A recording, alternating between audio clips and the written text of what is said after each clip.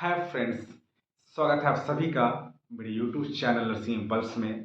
आज के इस वीडियो में हम बात करेंगे कि आप एम्स से बीएससी नर्सिंग कैसे कर सकते हैं, यानी कि एम्स से बीएससी नर्सिंग के लिए क्या एलिजिबिलिटी क्राइटेरिया होनी चाहिए, एम्स बीएससी नर्सिंग का सिलेबस क्या होता है, एम्स बीएससी नर्सिंग का पेपर पैटर्न क्या होता है और एम्स बीएससी नर्सिंग का मार्किंग स्कीम क्या होता है, इसका फॉर्म कब आता है, फॉर्म भरने में कितना फी लगता है, एम्स बीएससी नर्सिंग का एग्ज़ाम कब होता है, एग्ज़ाम ऑफलाइन होता है या ऑनलाइन होता है और ये कितने घंटे का एग्ज़ाम होता है।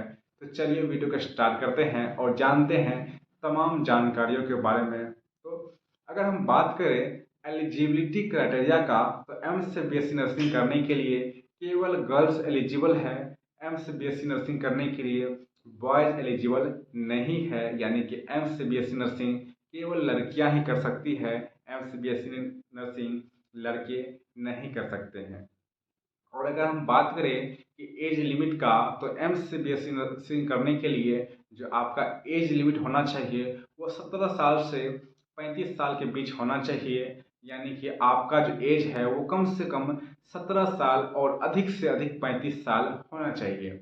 और अगर हम बात करें ट्वेल्थ में सब्जेक्ट ग्रुप का, तो आपका ट्वेल्थ में subject group physics chemistry biology होना चाहिए। और यानी कि अगर आप जो ट्वेल्थ है वो मैथ से करते हैं, यानी कि आपका सब्जेक्ट ग्रुप जो है पीसीएम है, तो आप एम से बीएससी नर्सिंग नहीं कर सकते हैं। यानी कि ट्वेल्थ में बायोलॉजी होना कंपलसरी है। एम से बीएससी नर्सिंग करने के लिए ट्वेल्थ में बायोलॉजी होना कंपलसरी है। और अगर हम बात करें परसेंटेज का कि ट्वेल्थ में कितना परसेंटेज होना चाहिए, तो अगर आप जनरल या ओबीसी कैटेगरी से बिलोंग करते हैं तो आपका ट्वेल्थ में 55% होना चाहिए। लेकिन अगर आप एससी या एसटी कैटेगरी से बिलोंग करते हैं तो आपका ट्वेल्थ में 50% होना आवश्यक है, 50% मार्क्स होना अनिवार्य है। और अगर हम बात करें इसका सिलेबस का कि इसका सिलेबस क्या है, तो इसका जो सिलेबस है वो है फिजिक्स केमिस्ट्री बायोलॉजी और जनरल नॉलेज, यानी कि जो एम्स बीएससी नर्सिंग का एग्ज़ाम होता है ये टोटल इसमें 4 सब्जेक्ट से क्वेश्चन पूछे जाते हैं, फिजिक्स केमिस्ट्री बायोलॉजी और जनरल नॉलेज। और इसमें जो पेपर पैटर्न होता है इसमें जो है टोटल 100 क्वेश्चन पूछे जाते हैं। और जो है इसमें फिजिक्स से 30 क्वेश्चन पूछे जाएंगे, केमिस्ट्री से 30 क्वेश्चन, बायोलॉजी से 30 क्वेश्चन और 10 क्वेश्चन आपको जनरल नॉलेज से पूछे जाएंगे। और जो है ना कि अगर टोटल क्वेश्चन की बात करें तो इसमें टोटल क्वेश्चन जो है वो 100 हो गया और आपको 100 क्वेश्चन के लिए इसमें 2 घंटे मिलते हैं, यानी कि आपका जो एग्ज़ाम होगा वो 2 घंटे का होगा। और अगर हम मार्किंग स्कीम का बात करें तो इसमें आपको एक क्वेश्चन के लिए 1 नंबर मिलता है।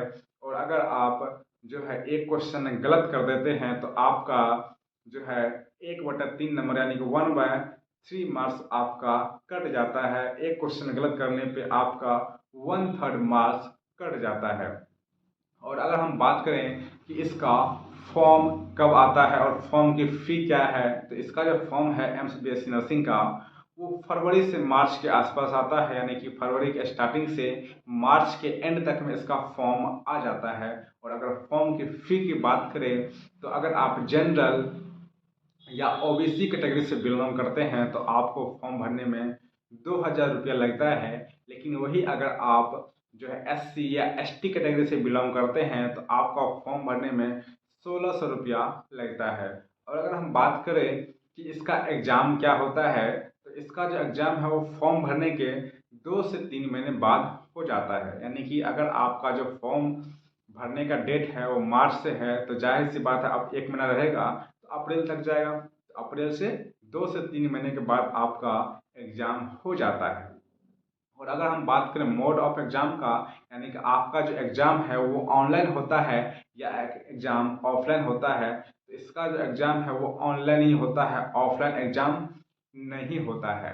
और या इसका जो सेंटर है एम्स बीएससी नर्सिंग का सेंटर वो कहाँ कहाँ पड़ सकता है, तो एम्स बीएससी नर्सिंग का जो सेंटर है वो हर एक स्टेट में पड़ता है। यानी कि आप जिस स्टेट से हैं जिस स्टेट से बिलोंग करते हैं आपका सेंटर उसी स्टेट में पड़ जाएगा।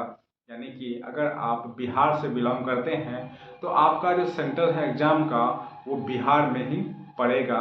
यानी कि हर एक स्टेट का, यानी कि जो बच्चे जिस स्टेट से बिलोंग करते हैं उसका एग्ज़ाम का सेंटर उसी स्टेट में पड़ जाता है।